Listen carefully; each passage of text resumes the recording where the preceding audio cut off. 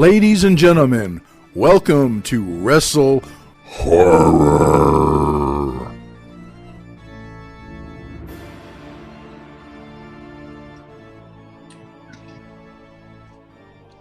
Greetings, viewers and listeners. Meathook, Jim here, the WrestleHorror podcast. With me, as always, my co-host, Donnie Hoover. Donnie, we did a bad. Oh, yeah, we did a boo-boo. That's for sure. Yeah. No show last week. That's not like us. No. Yeah, like I said, I think we've only done that one other time before this time. And, I hate doing it. But, yeah, it's just scheduling and everybody being so busy. It's just crazy going on, So, there's no excuses for it. But, it is what it is. Yeah, it is. And for you viewers and listeners, we're sorry about last week, but we hope to make it up. We try not to let this happen too much, but like Donnie said, sometimes scheduling just gets in the way, and we try to give you the content when we can, as fast as we can. This is one of those times where it just didn't happen, but right. There's a lot to talk about, though. I mean, in the week we were out. Oh yeah. Yeah. Like I said, especially with us for on my side of it, the reason, our schedule was packed up is, we got so much going on. Obviously we rescheduled the May 14th event. That was just past weekend. It's going to happen in either October or September, October, November is about around the time frame they're looking at. And it wasn't, rescheduled by anything we had. It was the people that we were working with. They wanted to reschedule it to have a longer time to promote, which is, a good valid reason to do so. So, we did that. And, like I said, we've been at the training center. We've been promoting it hard, pushing hard for the training center to grow it. We're actually growing it, and, we're getting more clients. We're getting more stuff happening there. We worked with a movie set, our movie director, and donated some padding and stuff like that for them to use to produce a horror film that's coming out called Obstacle Corpse with Hope Madden, who we had on the show. So, we went and then I just picked that padding back up recently, and she said that the filming went great and everything was awesome. And Facade and Danny Moe is actually a part of this film too. So they were stunt coordinators, and they're in the film as well. So it'll be interesting to see them. So, and just like everything, just life, the kids, the grandkids and work and everything, the podcast, like I said, even though we didn't record one, we still, had to do stuff with the podcast and like this past weekend, me and Superman Onyx just got done with another weekend with Carnage Haunted House and the halfway to Halloween kickoff, so we was there all weekend and so a lot of things going on, and and on my end personally, I've been diving deeper into the marketing and stuff, learning a new marketing concept called direct marketing, and so and it's very interesting, and it's a direction I want to take everything that we're doing with New Ohio Wrestling and all that, which again that's another thing we were working on, was getting the cards ready for the June 16th and July 14th Thursday night shows at the Fortress Obets. We got those coming up for for Full Throttle Thursdays, there at the Fortress Obets. And so yeah, I mean, a lot of stuff going on. It's hard to keep track of everything. Well, I've had a lot of stuff going on as well, aside from work and stuff. I have let's see, what was I doing? Oh, it sounds like I've done nothing. See, the truth shall set you free. Well, this past weekend, I got booked to do commentary for Battle on the Border Wrestling down here in Ohio, which was a unique experience. I kind of went in kind of blind. Not that was a bad thing. I didn't have a play-by-play guy, so I had to, kind of wear both hats. And I didn't do it by myself. I had a young wrestler that's just recently out of training, and he's just starting to get gigs, but he wasn't booked last night. So he got to do color commentary with me, and I think it went well. We played off each other well. It was exciting. We made some jokes. The promoter said that he was happy with the material, and he actually wants to book me on future shows as a commentator. Very cool. Look at you spreading your wings and flying. Look at that. I'm trying to get out there a little bit more, and Oh, nothing wrong with that at all. That's the whole purpose. right. So this opens a new door for me, and it helps me market myself better. And down the road, maybe more promotions will take a look at me. Yep, there you go. Um, I'm not your standard ring announcer because of my size, Right. but I don't let that deter me. Yeah. You can do it sitting on your knees, announcement from your knees. There you go.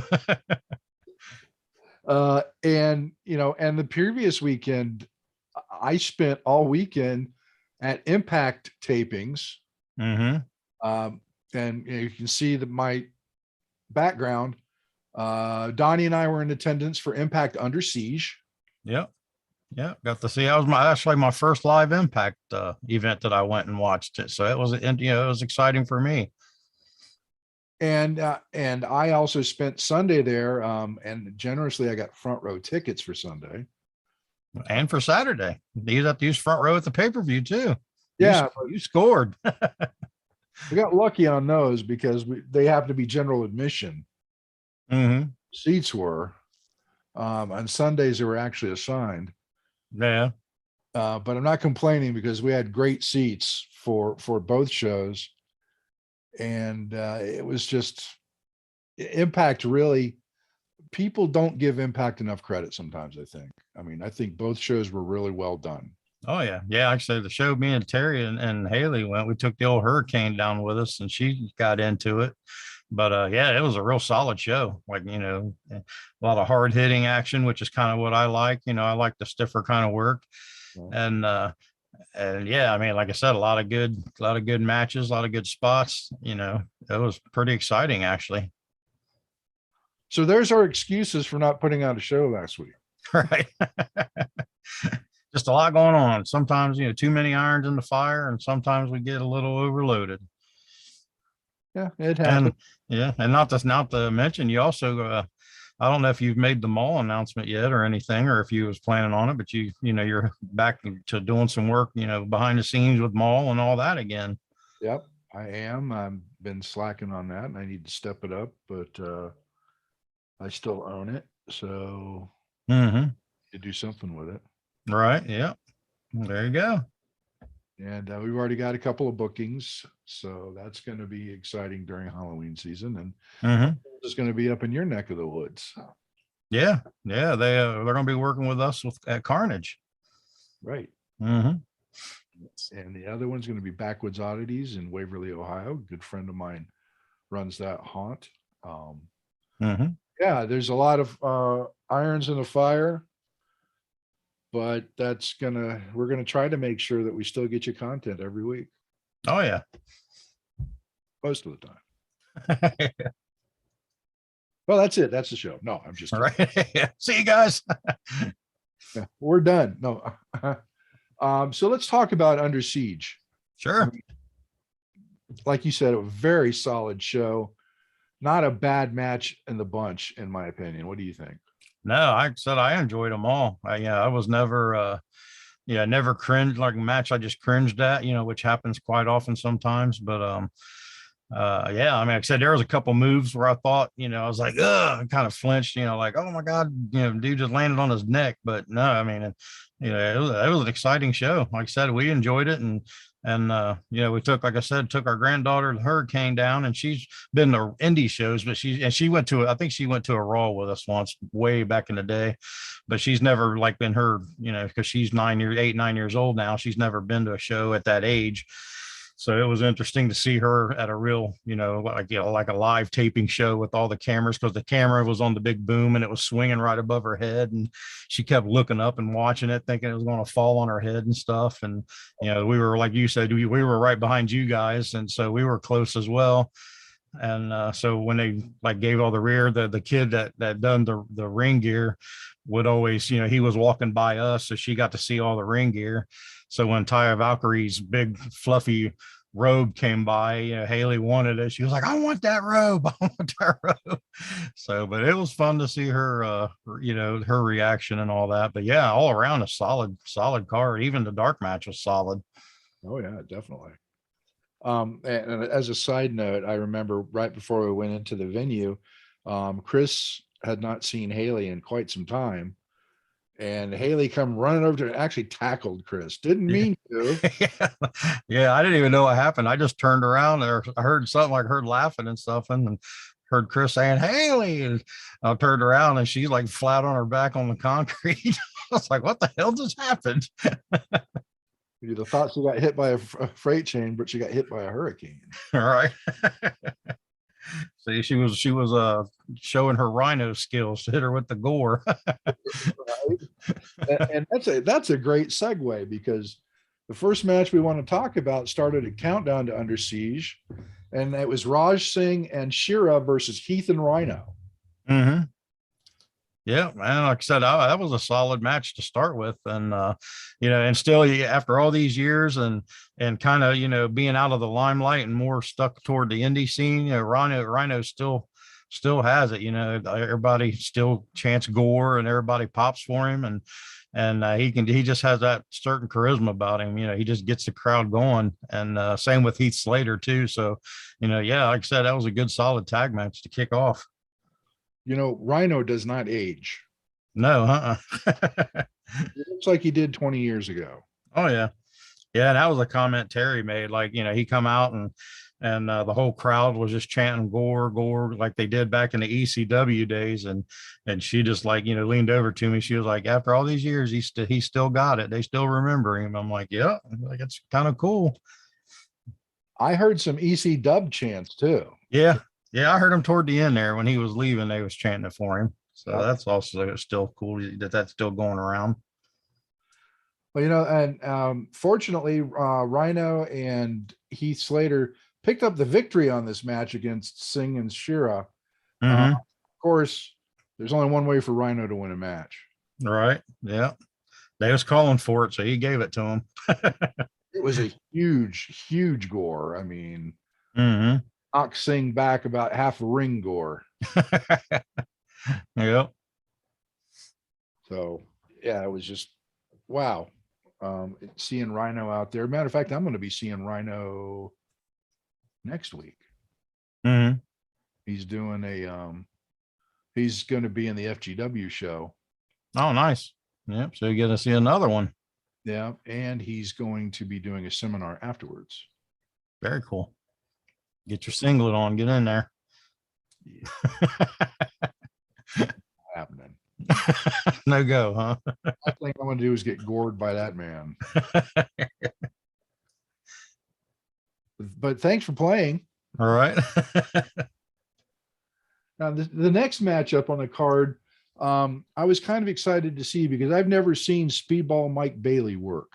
Yeah, same. I was not as familiar with him as I should have been. And, I was very impressed.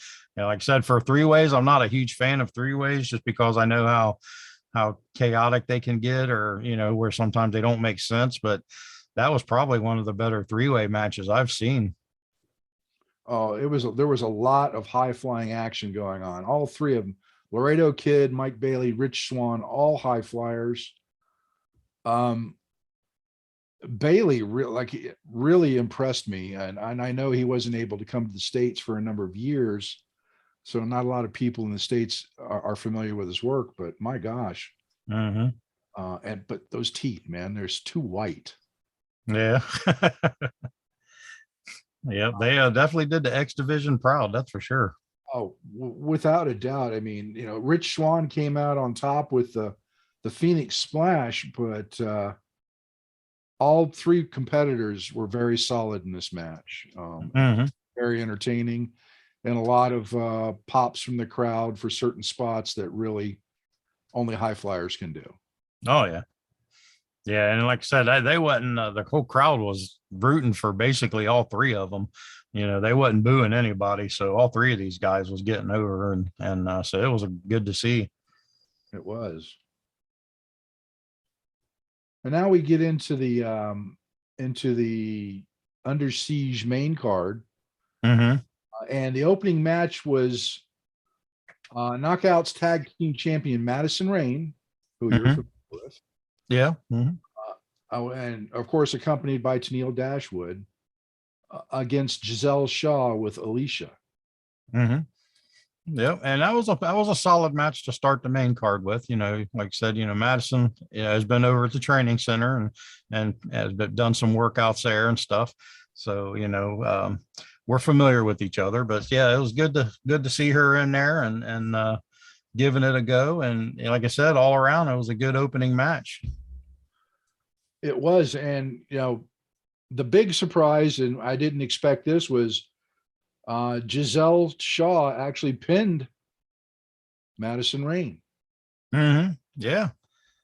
Yeah. Like I said, they was back and forth. It was, there was never one that was in control more than the other. It was like back and forth match the whole time.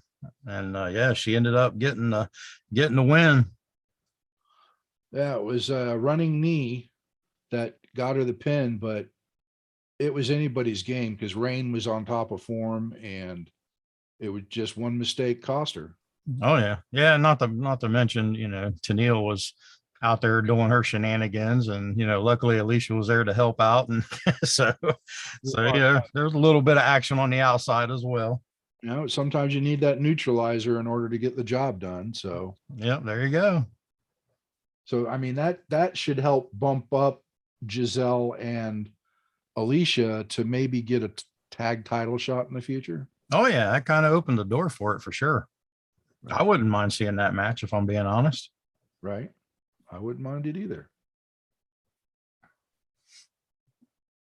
So the next matchup on the card was Steve Macklin versus Chris Saban. Mm-hmm. And Chris Saban, he's pretty much an Impact original. Oh yeah. Yeah. Like I said, I've known Saban for years. We used to wrestle together on, the indie promotions back in the day when I was active. So yeah, he's been around forever. And this was a hard hitting match, especially from Macklin. Mm-hmm. Saban's more of the high flyer, but Macklin's just a ground and pound. And it was hard to call this match really, because there's, you'd think that Macklin was going to pin Saban, and somehow Saban got out of it when he shouldn't have. Oh yeah. Yeah, that just goes back to the, he's been around the block for a while. He's learned a lot in his years of wrestling. So, he knows how to compensate for, he ain't as bigger or stronger as his opponent and doesn't hit as hard. He has ways to counterbalance that. Yeah, because, during the match, he caught a crosshairs as Macklin drived his shoulder into his midsection. Mm-hmm. That had to hurt. Oh yeah, for sure. Yeah, like I said, I'm sure none of that feels good. So. But towards the end of the match, Macklin hits a German suplex, but Saban popped right back up with a clothesline. Mm-hmm. Yep. And he went for a tornado DDT and followed up with a cradle shock to win the match. Oh yeah. Yeah, it was, like I said, it was a good, exciting finish. Another solid, hard-hitting match. And yeah, like I said, I've said it before. I'm a big fan of the hard-hitting matches and stuff. So I enjoyed that one. And the next matchup on the card was Taya Valkyrie versus Gianna Perazzo for the AAA Reina de Reinas Championship. Mm-hmm. Now, you remember at one point in time, Gianna Perazzo was the champ. Yeah. She was the Knockouts champion, which she lost. And she was the Reina de Reyes champion, which she lost. Mm-hmm. So she's trying to get at least one of her titles back against Taya Valkyrie. Yeah, she's trying to get back up into the win column. But, Taya, what can you say about Taya? She's always been a solid performer. Mm-hmm. Yeah, and these two have kind of gotten a little rivalry type of thing going here. And looks like, they've had multiple matches where each other's won and it's gone back and forth. So this is turning into some kind of a rivalry possibly down the road. It is. And, at one point in time, Perazzo tried to go dirty and it cost her because she grabbed the title belt and she was going to beat Valkyrie down with it, but the referee caught her. Yeah. Taya snuck in and rolled her up for the 1, 2, 3. Yep. Oh yeah.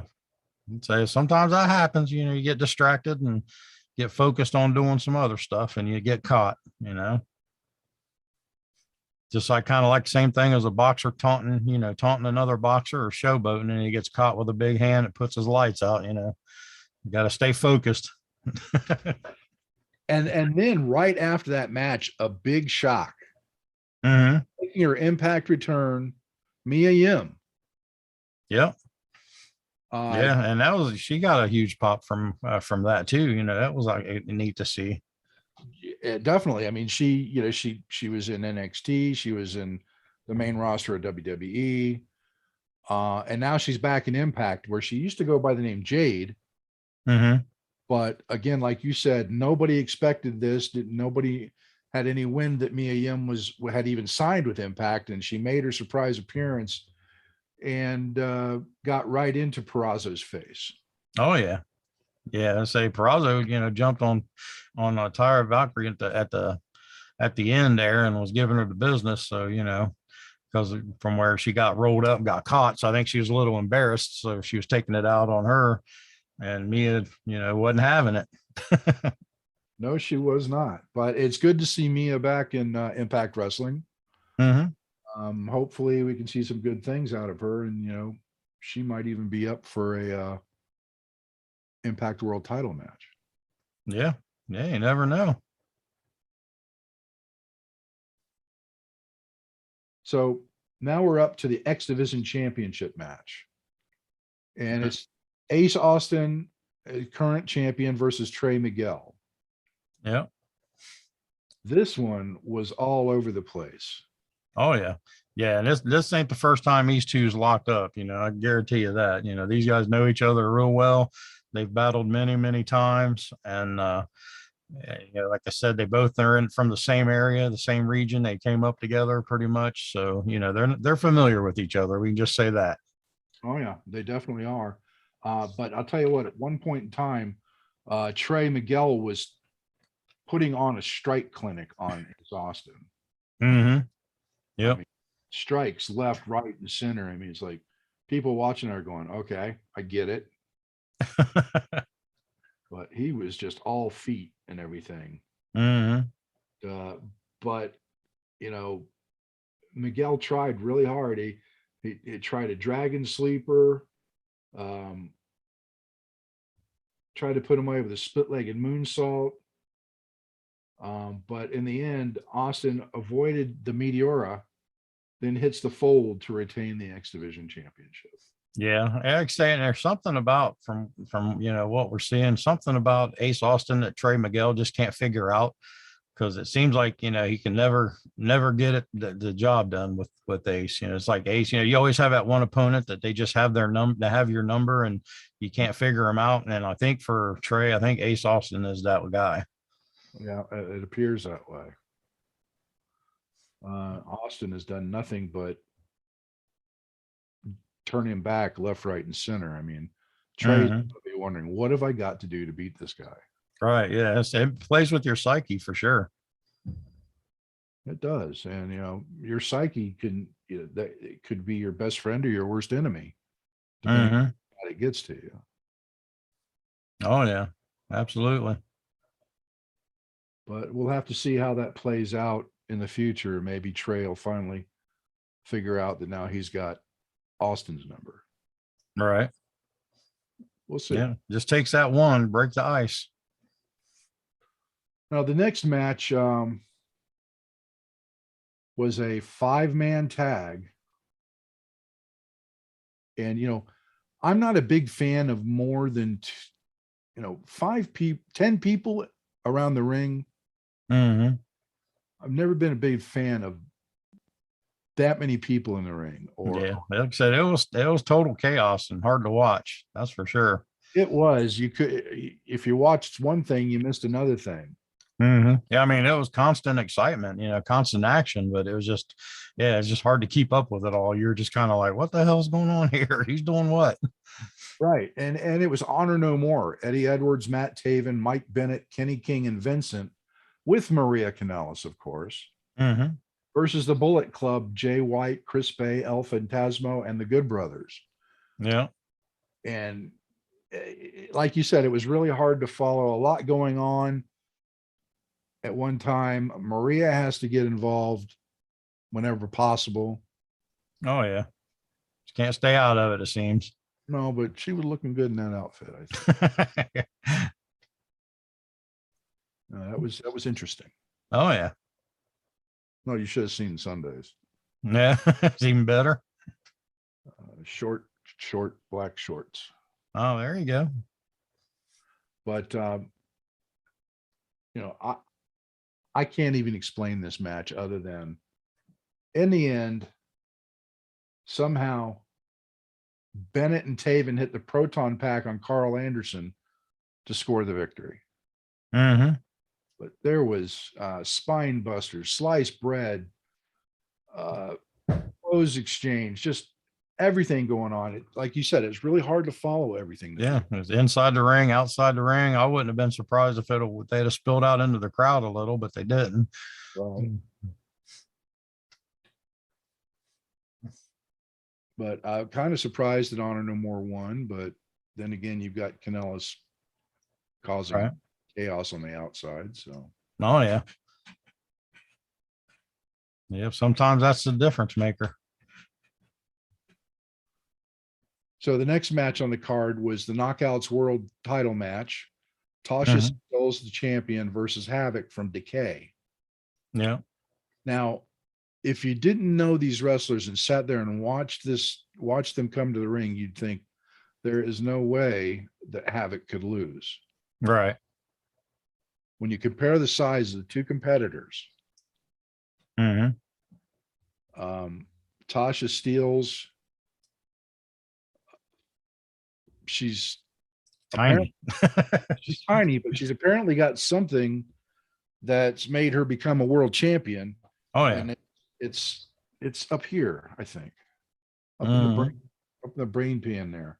Yeah, like they always say, it's not the size of the dog in the fight, it's the size of the fight in the dog. So that's what she pulled out this time. And like I said, I'll be honest, because I'm of course, obviously a horror wrestling fan as well.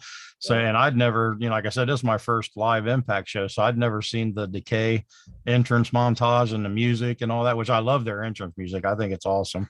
I have a copy. Yeah, well, I do too. I got it on my phone.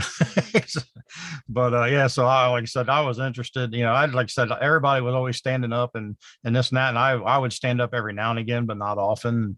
But I did for that because I wanted to see the whole montage and the whole interest, and so yeah, just to see the Decay entrance was a good treat for me. I really enjoyed that. Yeah, and Tasha. I'm at a loss here. Yeah, she still can't believe she beat her. I mean, Havoc is pure power. Mm-hmm. Probably twice, 3 times her size, even. Exactly. But it was back and forth. Sometimes Steel would roll out, but Havoc would get her back in the ring, and then Tasha took a page out of Decay's playbook and she bit Havoc, which is something that Havoc and Rosemary and Steve do on occasion, right? Just to get the upper hand. Yep. But on the floor, Havoc crashed and burned on the steel steps. Mm-hmm. Getting back into the ring, Havoc bounced back with a Death Valley driver for 2. Yep. Steels hit a springboard bulldog, but Havoc won't stay down. Steels connects with the blackout to retain the world title. Yep. Oh yeah, like I said, it was good match. Like I said, big wrestler, little wrestler. David Goliath. Scenario. It was very cool to see. Like I said, very good match, and with the Decay thing, it made it extra cool for me as well. Oh yeah, I'm a big fan of Decay, as you well know. Mm-hmm.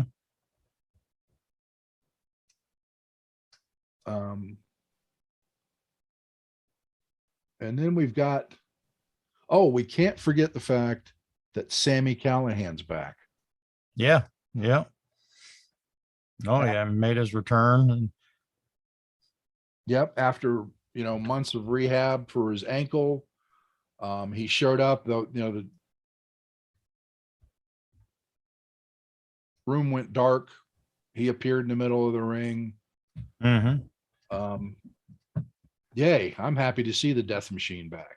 Oh yeah, yeah. Like I said, the entrance video is when the room went dark and this video started, and you could see the letters start popping up. You could just tell everybody was like trying to spell it out to see what was going on. And then like after they spelled out the Sammy part, then everybody knew who it was, and lights came on, and there he was. So it was pretty cool. It was a pretty cool return.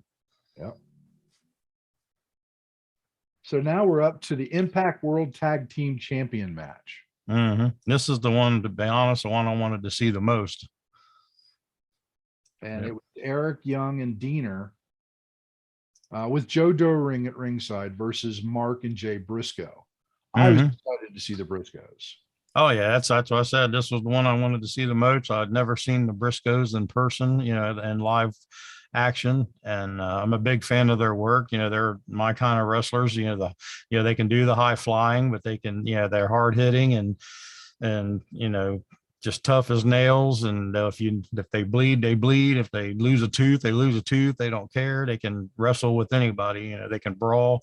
They can do the lucha style. They can, whatever. They can ground and pound. They can do mat wrestling. So I'm a big fan of the Briscoes, work. So I was excited to see them finally live. Oh, I thoroughly enjoyed this match. Violent by design. Eric Young's a little unhinged, a lot unhinged. There's no little about it. All right. And as their team name depicts, violent by design, they really, really took it to the Briscoes on this. Oh yeah, for sure. Yeah, they wasn't no backing down. The Briscoes have a reputation of being violent, and like I said, violent by design just gave it right back to them, took it to them.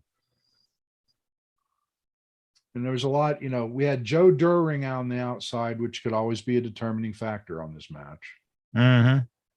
But it went toe to toe between the two. Violent by design were working hard to wear the Briscoes down. Mark Briscoe picked up Diener off the top rope and slammed him into the mat, and then hits Diener with a running boot when he gets up, followed by a neck breaker powerbomb for two. Only two. Yeah. After all that, only two. That'd be enough to finish most people off. So Young gets in and spikes Mark with a Death Valley driver, but still only two. And a DVD is that's a finishing move. I mean, oh yeah, it'll put you out. Yeah. Mark almost put Young away following a top rope elbow drop, but Young bites Jay with his signature elbow drop. And a side note on that elbow drop, he asked Randy Savage for permission to use that exact move. Yeah. Because you watch him get up there and he did it exactly like Randy Savage did it. Yeah. Big elbow off the top rope. Yeah, he nailed it pretty good too. It was on point. It was. But in the end, the Briscoes hit the Doomsday device on Diener to win the match and become the new Impact World Tag Team Champions. Oh yeah. Yeah, them boys, they just like they said in their promo, their interview during the pay-per-view, them boys, the gold just seems to come to them. Yeah. Them boys, man. I tell you, if you've never seen the Briscoes, you need to watch them. Oh yeah. Like I said, I was excited to see them, and they delivered. It was a good match to watch. I mean, the last time I watched the Briscoes was in Ring of Honor. And they always impressed me with that, just the whole attitude, everything about their gimmick. Just made them stand out. Oh yeah, for sure. Of course, Eric wasn't a little too happy at the end of that match. Yeah. I don't even think he would have been happy whether they had won or lost, to be honest. But then who should come to the ring but Moose? Yeah. And Moose decides to gripe about Everything has been done wrong to him over the past few months. Yeah, belly aching a little bit, it seemed like, huh? Only had 5 days to prepare for his match, which he lost to Josh Alexander. That's because you stole the belt from him to begin with. Right. I mean, now granted, he had the golden ticket or whatever they call it there, but Josh Alexander won the match, became the Impact World Champion. Moose cashed in that coupon, pinned Alexander right away, and became the world champion. So, a theft. I see that as a theft. Mm-hmm. So he wants to whine about not being prepared. Well, tough. Right. And that's when Sammy came out. That's Mm-hmm. out. And he goes face to face with Moose. And then, Sammy clocked him with his baseball bat and laid him out with the Cactus Driver 97. Yeah. So, Moose can complain all he wants. The so-called wrestling god has been dethroned. Yeah. Yeah. Usually the people that claim themselves as being a god, it's kind of, you don't have to put much thought into where their mindset is, that they're not focused on winning and wrestling, but more, a little bit of ego boost on themselves. You know what I mean? Right. And So, that brings us to the main event.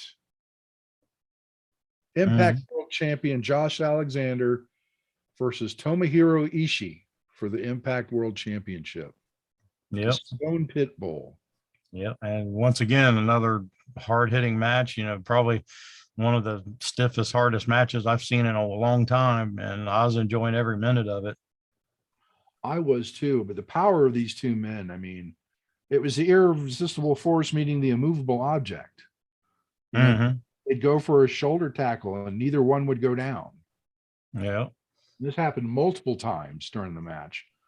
I mean, if you're not familiar with Ishii, he's compact, he's solid, and he doesn't move easy. Oh yeah, no, neither one of them really. But yeah, Ishii's a solid piece of man. He's definitely he's built. That the Stone Pit Bull ain't a gimmick. It's like not at all. I mean, at one point in time, Josh Alexander hit 3 German suplexes on him, and Ishii still kicked out at 2. Mm-hmm. Yeah, and said, and one thing that it didn't strike me funny, but it did was, that neither one of them were really reacting to the chops too much. It was like they wasn't affecting them, but they threw like 50 a piece. It's like one of these times you guys are gonna figure out that these strikes or these chops ain't working too good. It's just like they just kept chopping the crap out of each other, probably just to see how many they could get in. I guess I don't know. Well, I bet as tough as both of them are, I bet those chests had welts on them the next day. Oh yeah, I'm sure they were sore the next day. Josh back and forth, locked him into an ankle lock, couldn't keep him down.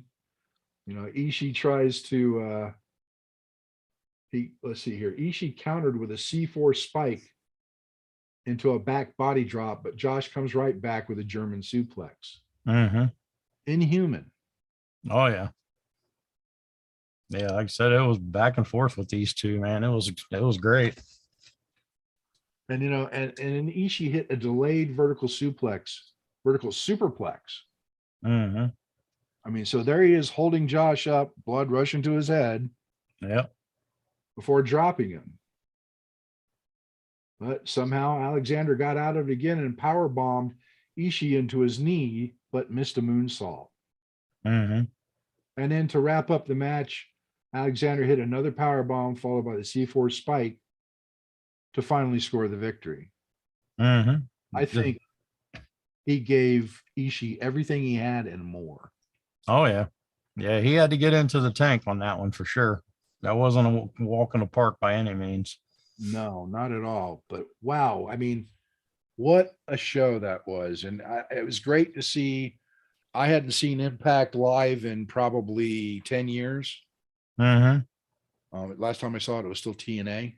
Yeah, I said, Impact's your that's your go-to promotion. That's your favorite promotion to watch. So yeah, I'm sure it was a special treat for you.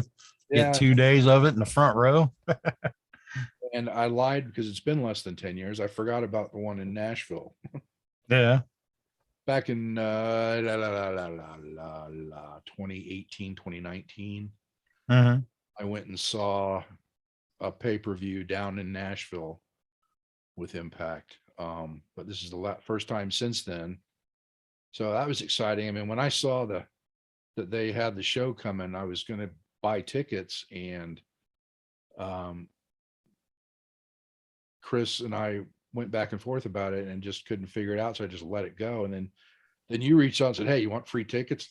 Yes. Right. Yeah. Yeah, man. Thanks to Josh Matthews and Impact Wrestling for hooking us up with the tickets and stuff, by the way. That was very, very cool of them, very awesome. They were gracious enough to, offer some, free tickets to come enjoy the show and report on it and all that. So yeah, kudos to them. And yeah, they put out a great product. They did. And there's a lot of haters out there. Give them a chance. Watch, Mm-hmm. because the product is far better than it was during the TNA days, some of the TNA days. Mm-hmm. Impact has gone through its ups and downs, and quite frankly, to see it still alive at 20 years, it makes me happy, but it was touch and go for a while. I didn't know what was going to happen with it. Right. Yeah, like I said, it was a solid card there, a solid show. Kudos to them. Well, probably one of the better ones I've seen in a while. Yep. So I also went on Sunday, but we're not going to talk about that one yet. Yeah. I'm going to hold that one for later. Later. There you go. Because I'm going to do some research. I'm going to try to get some things going to where I can give you guys more of a visual. Yeah, like I say, I wasn't there for that one, so I'll just come along for the ride. Yeah, come along for the ride. Like I said, I've got some video, a couple images. It was a solid show too, with a great turnout. Mm-hmm. And our buddy Mikey got to meet Rosemary and Havoc because they had a meet and greet. Yeah, I bet he was excited for that one. He was, but of course, my wife Chris, being Chris, Mm-hmm. she walks right up to the table and starts talking to Havoc because she was cheering on Havoc during a match, and she said, "Come on, Jessica." And I said, "It's Havoc." Jessica, she's wrestled under Jessica Havoc. Yeah, for sure. So she went up and felt she had to apologize to Havoc for saying her name, and she's, "Oh, don't worry about it." Mm-hmm. I'm sure it happens a lot. Yeah. And then Chris goes, "Well, I'd like to get a picture with you guys." And I tapped her and I said, "The line's back there." Because there was a line as you're facing their table to my right, that was at least 20 people deep. Yeah. She was about to start a riot, wasn't she? Said, "Chris, there's the line." Yeah. Oh, gotta love her. She just gets a little carried away sometimes, I think. Oh yeah. So I noticed something while we were talking.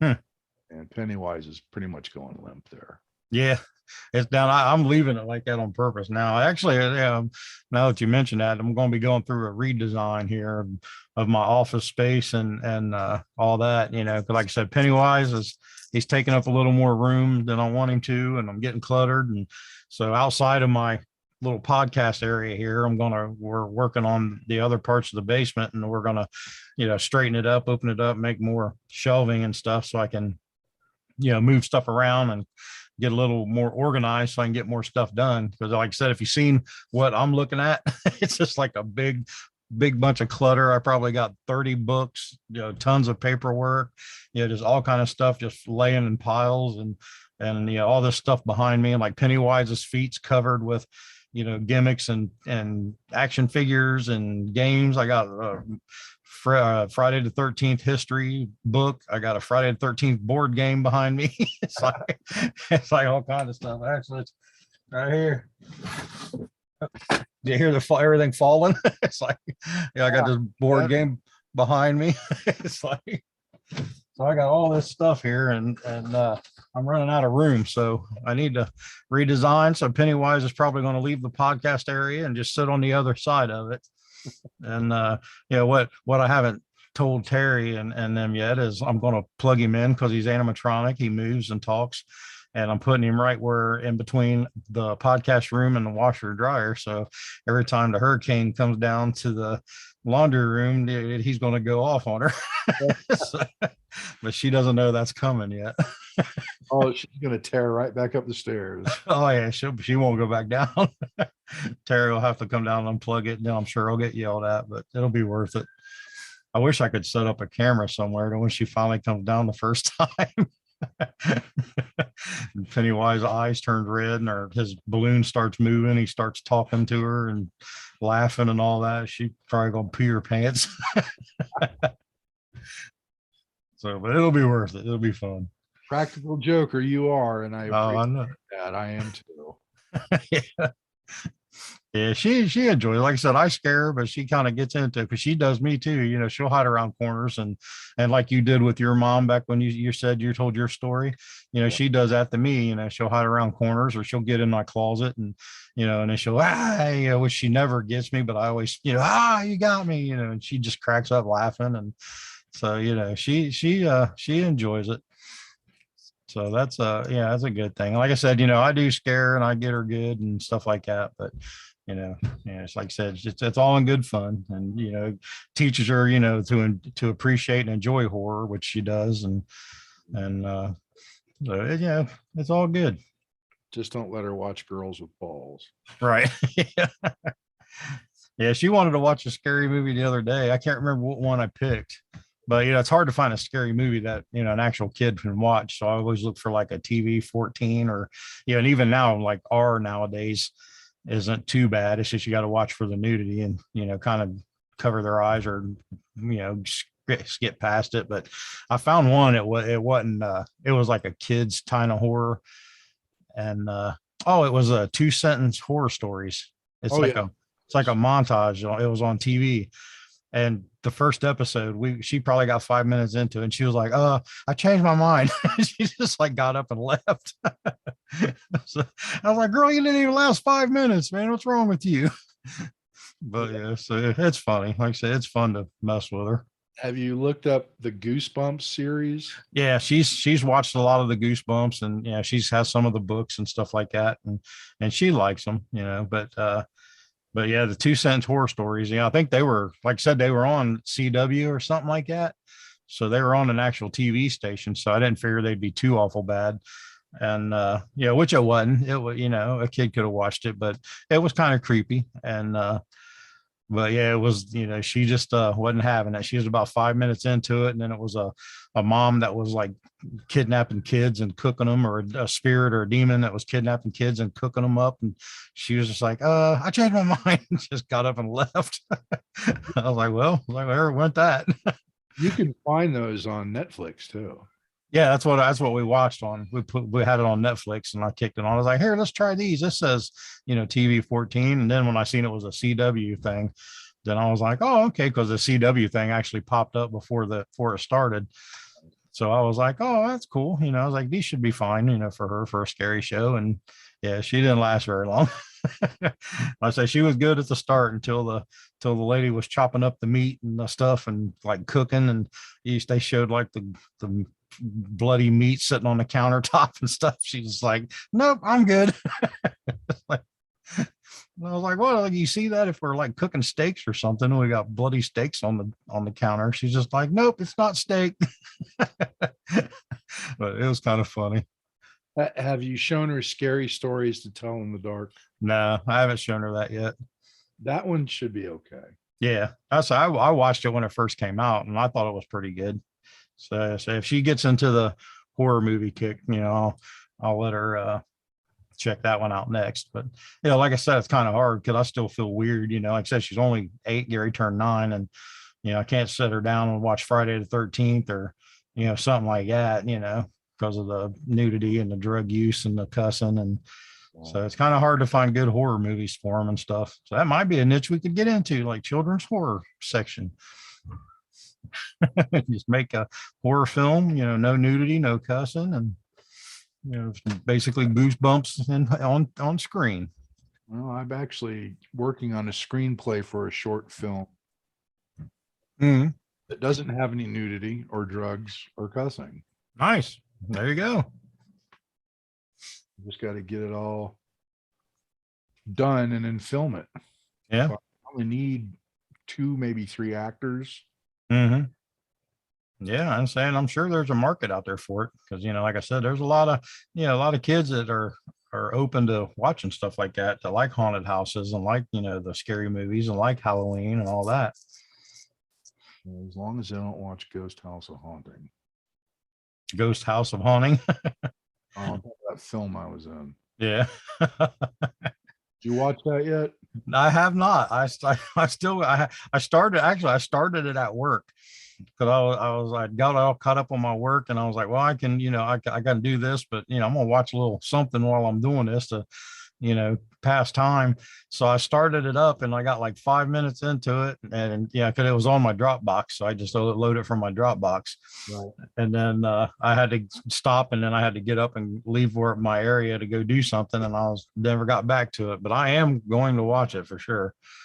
I just have to get around to it. I might do it today. Now I'm thinking about it because I've kind of opened up my schedule a little bit today because it was a crazy weekend, and I wanted to kind of be a little lazy, which I'm going to work down here in my office area and stuff, but nothing super physical like the last few days have been. So I might check it out today. Well, if your eyes bleed, it's not my fault. Right. Just saying. Yeah, I'll have to reach out to Orlando, see if he's watched it, and bring him back on and have him discuss it. Maybe me and him will interview you about the movie or something. I have a simple response if you interview me about the movie. Don't watch it.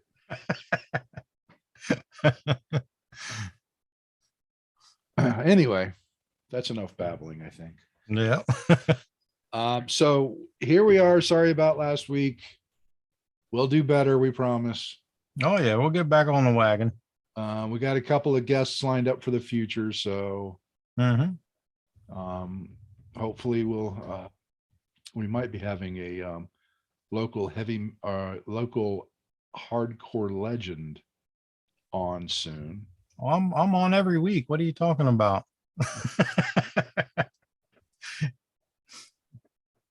And some newer wrestlers. So I made connections, and we're going to get them booked. The one I talked to, he's like, "Oh, dude, I'll be down for this anytime." Yeah, there you go. Yeah, we need to get back to getting some wrestlers and managers on here, and some haunt actors and haunt owners, and I even want to get into like prop makers and makeup artists, and all kind of stuff. So with that being said, I am Meathook Jim. That's Donnie Hoover. We are a WrestleHorror podcast, and we will see you next week. See you guys. Thanks for listening. Make sure you follow us on all of our social media outlets: Facebook.com/WrestleHorror, Instagram @WrestleHorror, Twitter @WrestleHorror, on YouTube at the WrestleHorror channel. And you can also find us on our website, www.WrestleHorror.com.